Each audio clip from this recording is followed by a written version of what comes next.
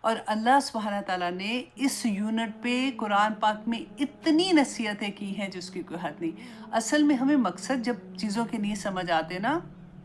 تو ہم گھبرا جاتے ہیں۔ اب دیکھیے کہ اللہ سبحانہ ایک حقوق اللہ ہے اور ایک حقوق العباد ہے۔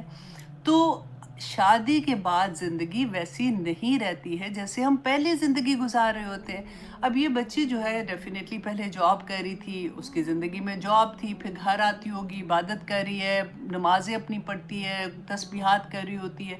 لیکن جیسے شادی ہوئی ہے تو ڈیفینیٹلی ذمہ داریاں بہت فرق طرح سے ہو جاتی ہیں۔ اچھا، نمبر ون یہ کہ آپ دیکھیے کہ شروع میں جب آپ کی شادی ہوتی ہے نا، وہ بچیاں جو ابھی نئی نئی شادی ہو رہی ہے، ابھی ہونے والی ہے، یا ابھی کچھ ہی دیر شادی کو ہوئے، تو میں ان سے یہ کہوں گی کہ صبر کے ساتھ اپنے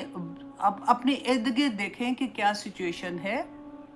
اس کے مطابق اپنی زندگی آگے لے کے چلے، کیونکہ آپ نئے گھر میں جاتی ہیں، آپ کی نئی ذمہ داریاں، آپ جو کام بھی کرتی ہیں، دیکھیں اصل میں آپ کی پرائورٹی تو اللہ سبحانہ تعالیٰ ہے۔ تو اللہ سبحانہ تعالیٰ نے جو